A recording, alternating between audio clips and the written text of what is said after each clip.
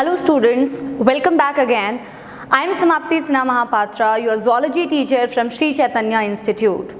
Students, we were discussing about the chapter of physiology, digestion and absorption. In the previous class, we have already discussed about the different parts of the alimentary canal, the histology of the alimentary canal and about the different digestive glands. So we already know about the different enzymes and the different secretions of all the glands. Today students, we are going to begin with another topic which is quite very interesting. The topic is digestion of different components of food. Let's begin with the digestion part, and first of all, beginning with the class, before I begin with the digestion of different components of food, let us know certain terms.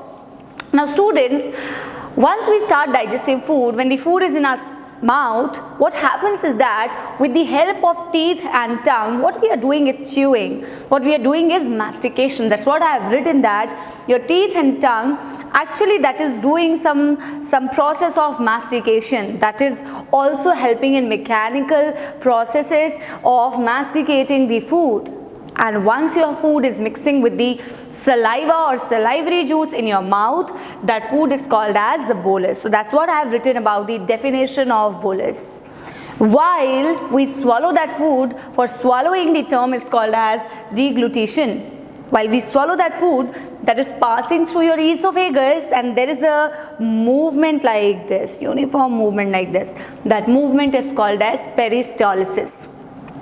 Now once it reaches your stomach, very important to note here that your food with the gastric juice of stomach is called as chyme.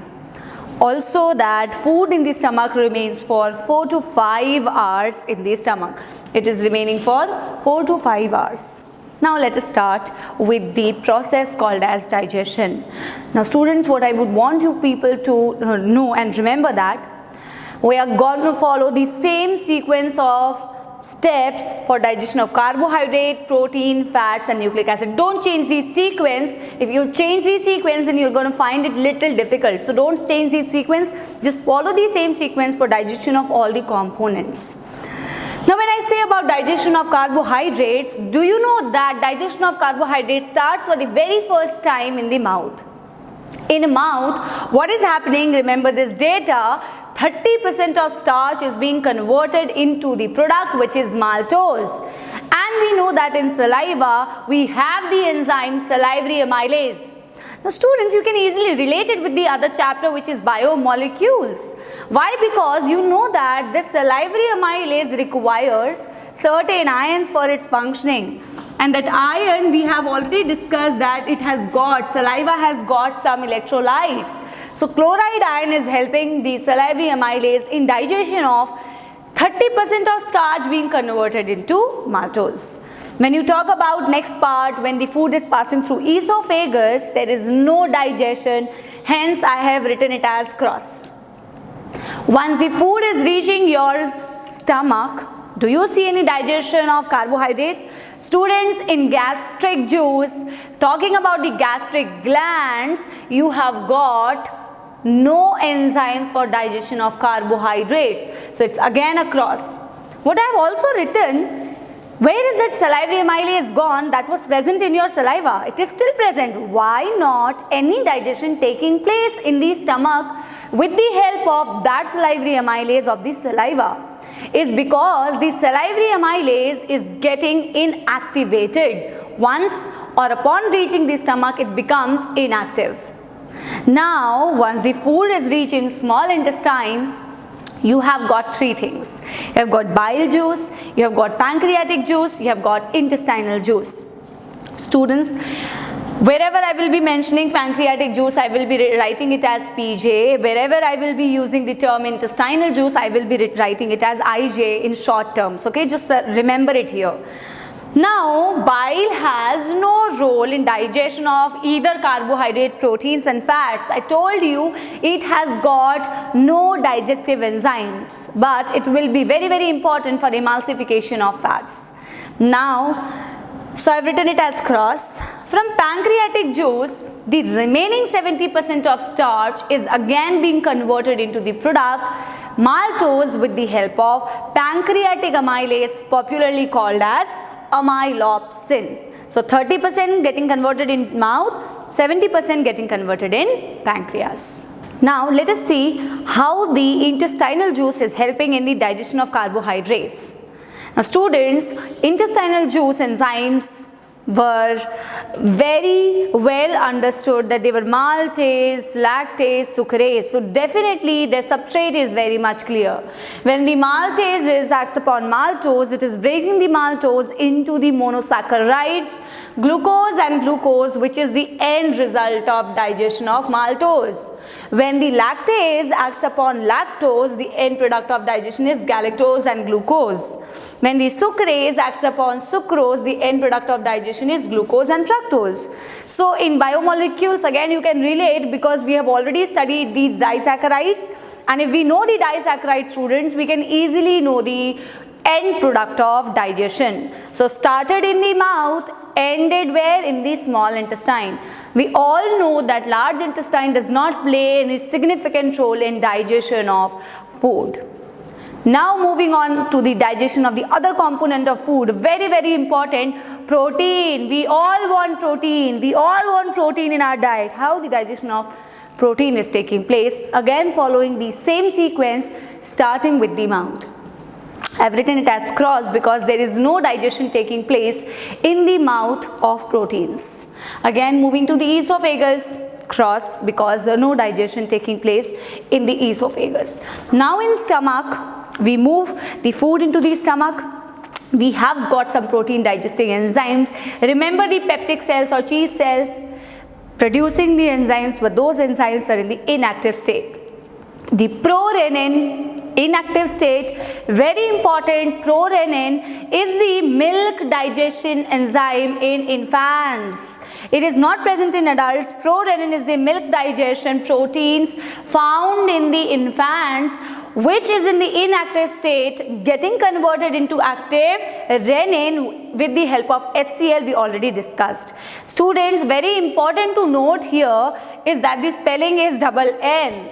Because in excretory products we know there is renin with a single N, R-E-N-I-N, and that's not an enzyme, that's a hormone. So important to remember this renin, which was converted with the help of the HCl, that's the active state and only present in the infants. Now the other protein digesting enzyme was pepsinogen, and that pepsinogen in active state of enzyme again being converted into the active state again under the presence of HCl into pepsin.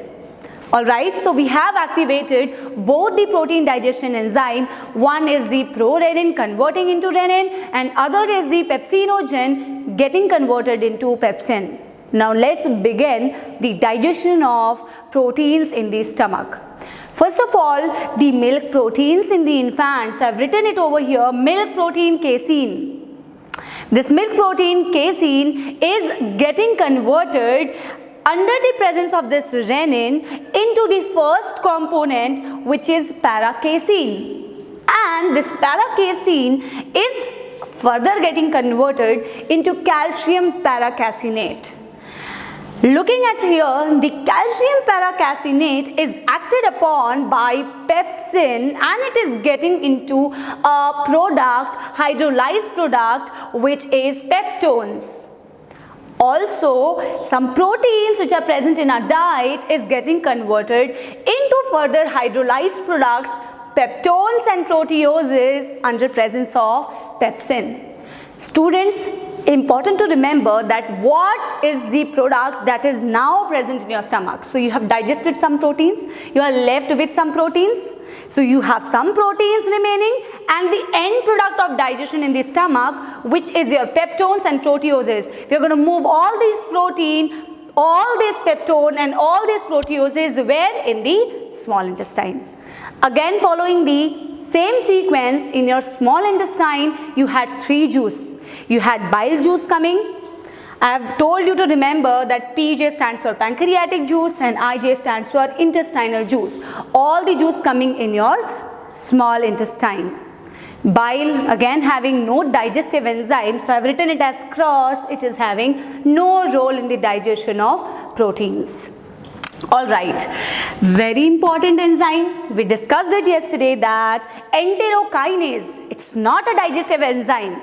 Not a digestive enzyme, but very important for the activation of enzymes. Now, which enzyme it is activating?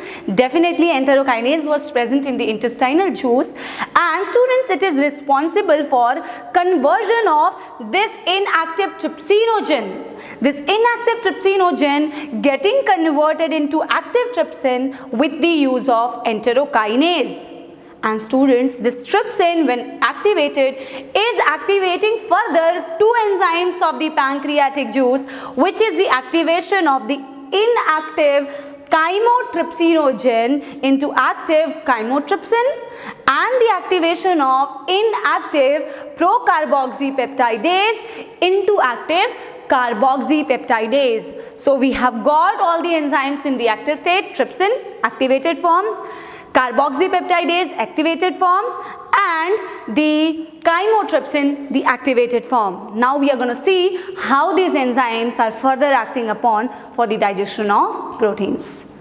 Now the components proteins, proteoses and peptones are getting converted into the dipeptides with the help of this activated trypsin, chymotrypsin and carboxypeptidases. And these dipeptidases are being converted into the specific amino acids. So I have not written the enzyme. What should be the enzyme here? The dipeptides are converted with the help of the dipeptidases, and these dipeptidases are from the intestinal juice getting converted into amino acid, which is the end product of digestion. So protein digestion starting in the stomach and then ended in the small intestine. Now a very easy digestion of the component of food, that is nucleic acid. In mouth, no enzyme. In esophagus, nothing happening. In stomach, nothing is happening. In small intestine, again we have bile juice, pancreatic juice, intestinal juice. Bile juice cross no role in the digestion of nucleic acids. What about the pancreatic juice? We know that pancreatic juice has the enzyme nucleases. So nucleases, as the name is suggesting, it is going to act upon nucleic acid. And what nucleic acid we may have is DNA and RNA. This DNA and RNA is getting converted with the use of nucleases into the subunits we know, again related with the biomolecules, it is the nucleotides. And the nucleotides are further acted upon by the intestinal juice, nucleotidase getting converted into nucleoside plus phosphate. Also students, this nucleoside is further getting converted into nitrogenous base and sugar. So if the enzyme for the nucleotide is nucleotidase, then surely the enzyme for nucleoside will be nucleosidase. Right? Are you getting my point? So this is nucleosidase helping in the conversion. So the end product of digestion of nucleic acid is phosphate, nitrogenous base and sugar. So only two juices, pancreatic juice, intestinal juice, helping in this. Now moving to the last component of food, which is digestion of fats or lipids. Mouth, no digestion. Stomach, nothing is happening. Esophagus, nothing is happening. Food is moving in the stomach. And in the stomach, students, small amount of fat is getting digested with the help of gastric lipases. So if you are asked for the very first initiation of digestion of fat, that is definitely the stomach. But not much is happening in the stomach is because the fats are present as a big molecule. And before we need digestion of the fat, we need to convert it into the smaller fat droplets. We call it as the process of emulsification, which is done with the help of the bile juice. So moving on to the next part, again we have small intestine, we have bile, we have pancreatic juice, we have intestinal juice. Now for the very first time we have the function of the bile juice. Till now we saw no function of the bile juice. Now we have a very important function of the bile juice, that is emulsification. This I have shown a large fat droplet having the aggregation of all the triglycerides, because major fat that we eat is triglycerides, and this triglyceride large fat with the help of the bile salts is getting converted into smaller fat droplets, individual triglycerides, upon which the enzymes are going to act. Now once we have done the emulsification of fats, now let's see how the digestion is beginning. So yeah, we have got the component called as triglycerides. These triglycerides are acted upon by steaopsin. So I ask you a question, what is steaopsin? That was the common name of the pancreatic lipase taking over the entire load of digestion of fats. Steaopsin is converting this triglyceride into the individual component diglyceride and one fatty acid, related with biomolecules again I would say. Diglyceride again under the presence of steaopsin getting converted into monoglyceride and one fatty acid. Monoglyceride again under the presence of this steaopsin only getting converted into one fatty acid plus glycerol. Now what is the end product of digestion? Do you see? When you digest fat, is 1, 2 and 3 fatty acids plus 1 glycerol that we all know makes up one triglyceride. Steaopsin is held by another enzyme which is the intestinal lipase. So that's the end product of digestion of fats. Now I've already told you that no significant digestive activity is occurring in the large intestine. We would see that some absorption is taking place definitely. Also in your large intestine a large amount of mucus is being secreted for adhering the fecal matter for its easy passage. Now students, very important part is the absorption of different components of food. Very frequently questions are asked from this part also. We can expect question from this part. I've mentioned that 2013, 2014, sometimes match the following, sometimes directly questions are asked from the absorption. Now absorption can be of two types, with the use of energy and without the use of energy. When I say active absorption, it is with the use of ATP, because you will always do active absorption by pushing it towards, by pushing the component of the food towards the area where it is already present in high amount. When you are saying passive, passive means no energy required. You can easily move the contents from high concentration to low concentration. Active against the concentration gradient, and it is towards the concentration gradient. Now passive transport is further divided, students, as simple diffusion. You know, very easy, from high concentration simply moving without any help towards the lower concentration. When you say facilitated diffusion, some carrier proteins may help the transport of some components. When you are saying osmosis, students, osmosis is used specifically for water. Now I would want you to remember it only in this way only, okay? Remember it in this way only, that glucose, some amino acid is transported actively also, and can you see it here that glucose and some amino acid is transported passively also. So glucose, some amino acids actively, glucose, some amino acid passively as well.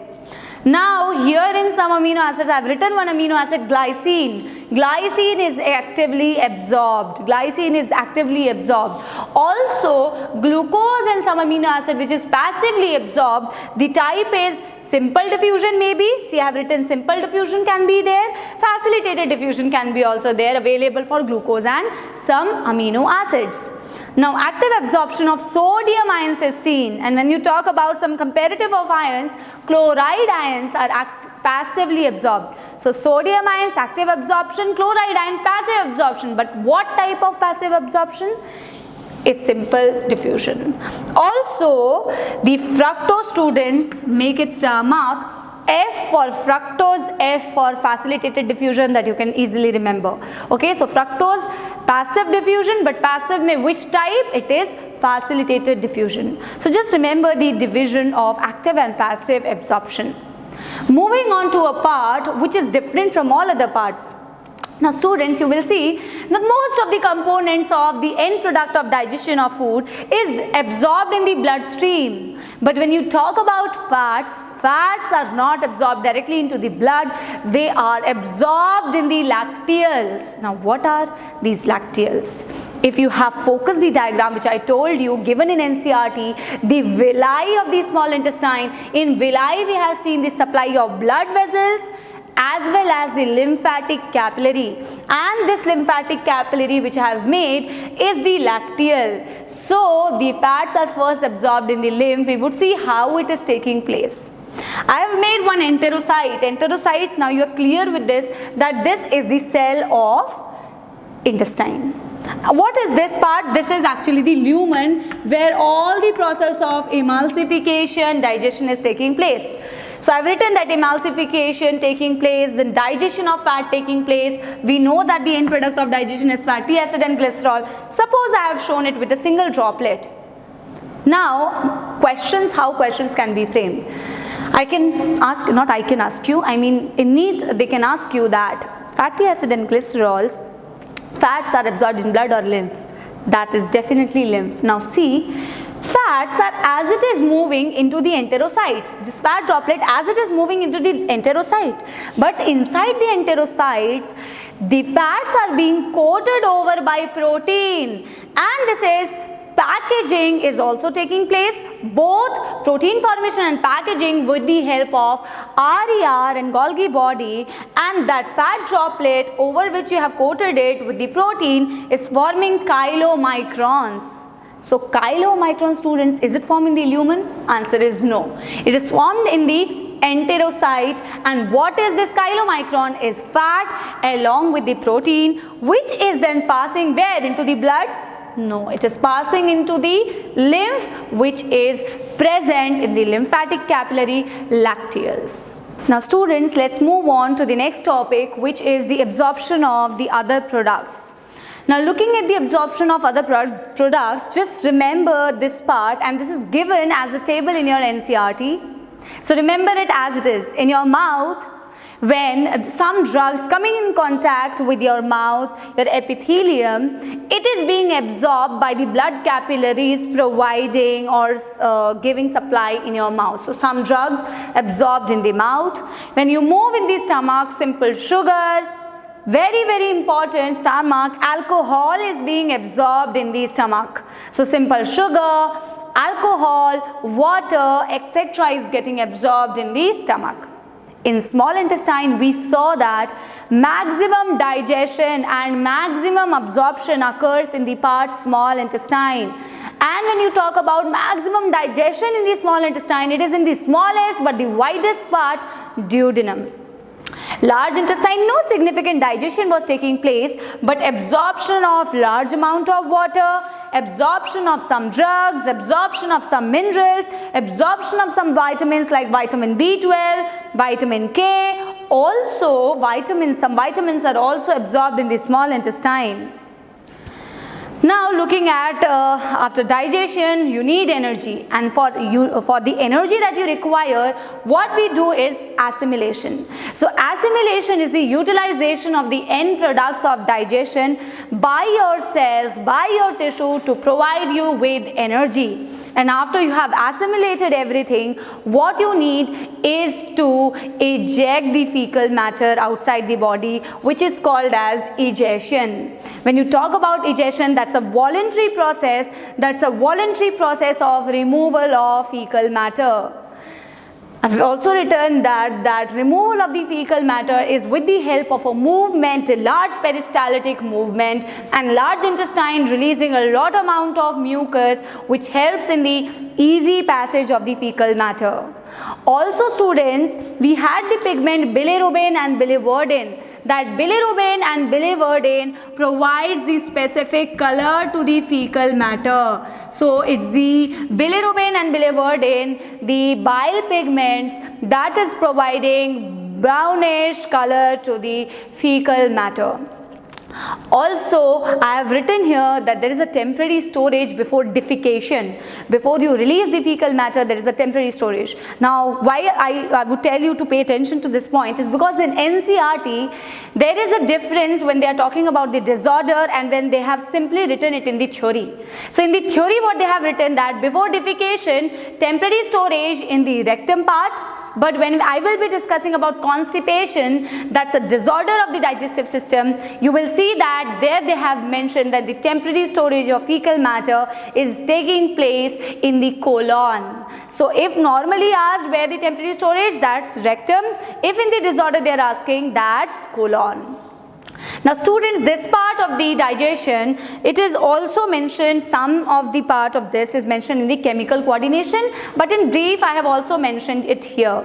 Now I am talking about the hormonal control of digestion. Actually, whenever you are looking at the food, you are salivating, right? That's a nervous control. Also, there is a hormonal control of your digestion. How do you know when to produce gastric juice? How do you know when to produce large amount of bile? How do you know when you need to reduce the peristalsis or you need to reduce the gastric movement? All this is the nervous and the hormonal control of digestion. We all know that we have a reflex whenever we see some tasty food. Suppose pizza is there in front of us. Suppose anything that we like, it is in front of us. We salivate. That's not under our control. That's the nervous control. Also, talking about the hormonal control, we've got some enzyme, we have got some hormones, and we have written it that where it is secreted from and what is the target. Talking about the hormone gastrin, name gastro, released from the stomach, action over the stomach, function is to release the gastric juice, secrete the gastric juice, and increase the gastric movement, the churning movement taking place in the stomach.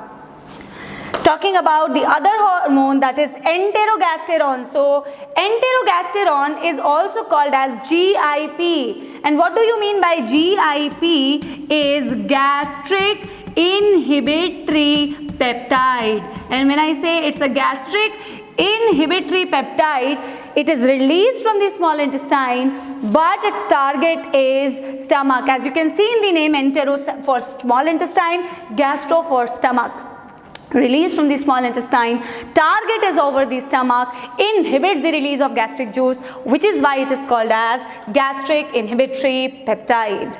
Talking about the other hormone, CCK-PZ, the name stands for cholecystokinin pancreozyme. It is released from the small intestine. Target, you can see from the name itself, students, it is having cysto. It is having pancreo. Cystic duct means gallbladder. The target is gallbladder, and the target pancreo means pancreas. What you have in gallbladder? You have concentrated lot of bile juice in it. When it acts upon the gallbladder, it contracts it and releases excessive of bile juice. When do you need it? When you require to digest a large amount of fat. Also, when it is acting upon pancreas, students, the name is zyme. Zymes, enzymes. It releases enzymes in the pancreatic juice. Talking about the very first hormone that was discovered, that is secretin. Secretin specifically released from the duodenum of the small intestine, and target is 3. One is stomach, second is liver, and third is pancreas. When it acts upon stomach, it is going to inhibit again the release of gastric juice. But when it acts upon the liver, liver's function is bile synthesis. So it is going to promote that process, promote the synthesis of bile. Talking about pancreas, the target of CCK-PZ was also pancreas. The target of secretin is also pancreas, but CCK-PZ, pancreozyme, is releasing the enzymes in the pancreatic juice, and this is responsible for releasing bicarbonate in the pancreatic juice, which is making your pancreatic juice extremely alkaline. Okay, now let's move to the next part, that is the calorific values that are written over here. What is this calorific value? It is having the term calorific.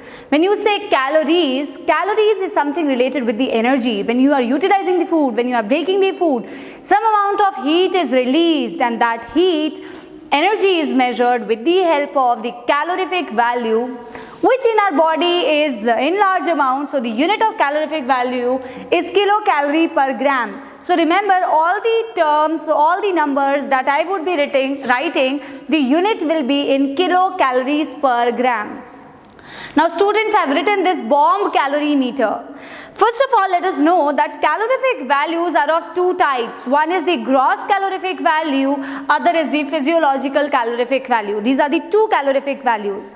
When you are saying gross calorific value, that is measured outside the body, the amount of calories outside the body, which is actually measured with the help of a device which is called as bomb calorimeter. And when you talk about the physiological process, physiological calorific value, physiology means something related with the body, inside the body. So gross outside the body, physiological calorific value inside the body, and since outside in lab condition we maintain all the conditions which are perfect for the energy production, so you will see that some amount of energy is little bit higher for gross calorific value when you compare it with physiological calorific value. You have to remember the exact number. If 2 digit is given, 3 digit is given, whatever, you have to remember the exact value.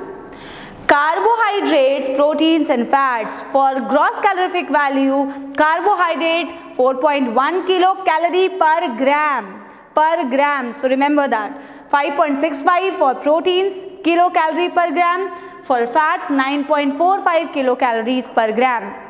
For carbohydrates, in case of physiological calorific value, 4 kilocalorie per gram. For proteins, it is 4 kilocalorie per gram. For fats, it is 9 kilocalorie per gram. So 4, 4, 9, very easy for physiological calorific value. We are also going to discuss PEM, which is protein energy malnutrition, that we usually see in some of the countries. That we are going to discuss in the last part of this chapter about two of the disorders, which is kwashiorkor and marasmus. Before that, that's also a disorder, we are going to look for some of the other disorders of the digestive system. Let us first focus on jaundice. तो अपने को maybe in some lifetime, we people have suffered from jaundice. In jaundice, you see that your skin, your nails, your scalp, your eye, what not, everything almost turns yellowish in color. What the reason for this is because of the malfunctioning of very important organ, liver. Remember that. And when the liver is malfunctioning or dysfunctioning, what happens? The color, which was because of the bile pigment, bilirubin and biliverdin, that is not being able to properly metabolize and being dumped by the liver. So what happens? It is not going in the fecal matter, and the fecal matter is turning grayish in color. But all other parts of the body where your blood is going, having the yellowish color, the skin is having yellowish color, your nails, your eyes and everything, that is called as jaundice. Now vomiting we all know, it's very easy. Vomiting is coming out of the stomach contents through mouth. Ejection of the stomach contents through the mouth. One point that you need to remember here is that vomiting center is located in the medulla region. Okay, so the medulla is having the vomiting center. Talking about diarrhea, actually diarrhea and constipation both are somewhat opposite. Talking about diarrhea is actually extreme liquidity of the fecal matter. What I am saying is extreme liquidity of the fecal matter. But do you see in constipation I have written that fecal matter becomes hard. So there is a comparison. When you are saying diarrhea, there is extreme liquidity and frequent bowel movement. There is excessive loss of water, electrolytes from the body as well when the person is suffering from diarrhea. But when I say constipation is when your fecal matter is becoming extremely hard. Why? Because there is an irregular bowel movement in the person. And also, while mentioning the large intestine, I said that if you are asked simply that fecal matter is temporarily stored in which part, you will say rectum. But while describing constipation, you say that since the fecal matter was for a longer duration stored where, remember C for colon, C for constipation. So whenever disorder is mentioned, constipation is mentioned, you will say colon. So it is for a longer duration stored in the colon, excessive water reabsorption is taking place, fecal matter is becoming hard and difficult to defecate. So that is constipation. Now talking about the last disorder, which is indigestion. Indigestion means incomplete digestion of food. Now I've written several factors for incomplete digestion of food when your food is not completely digested. Maybe because of overeating, maybe because of eating too much spicy food, maybe because of inadequate enzyme production. If there is no enzyme or less enzyme production, definitely incomplete digestion will be taking place. If you are having stress, your hormones not released, you don't have enough enzyme, again might lead to the incomplete digestion of food. So there might be a lot of causes for this incomplete digestion. Now we are going to discuss a very important, last but not the least, a very important topic, because from this part also frequently questions are being asked. Yes, I am talking about protein, energy, malnutrition. So the last part is the disorders related with the protein energy, that's called as PEM or protein energy malnutrition. So I have written the protein energy malnutrition into two types, Kwashiorkor and marasmus. Quite a bit important topic. In NEET 2017 also question was asked from this part. When I talk about the PEM, protein energy malnutrition, it is most commonly seen in the South countries like South East Asia, South America, West and Central Africa. So very common in that region. Now let us look at the differences of Kwashiorkor and marasmus. When I talk about Kwashiorkor, it is the deficiency of only and only proteins. When I say marasmus, it's the deficiency of proteins and energy. When I say energy, that means it's the deficiency of everything in your body, not only the proteins but all other components of food that provides you with energy. When I say Kwashiorkor, this is affecting the children up to 1 to 5 years of age. When you talk about marasmus, it is affecting the children or infants, I would say, below 1 year of age. So 1 to 5 year of age and 1 year of age. Now let us look upon the major symptoms that you see when a person is suffering from Kwashiorkor or a person is suffering from marasmus. So the major symptoms that you see in Kwashiorkor is very much reduced mental development. Also some mental retardation is seen in case of marasmus as well. Major symptoms includes wasting of muscles. The muscles are getting degraded. Also seen majorly in marasmus, because in this case you will see that some fat is still remaining in the skin and some swelling is seen in the body parts. That swelling is called as edema that I have written, okay. So edema, in fact reddish hair is also seen in case of the patients suffering from the Kwashiorkor.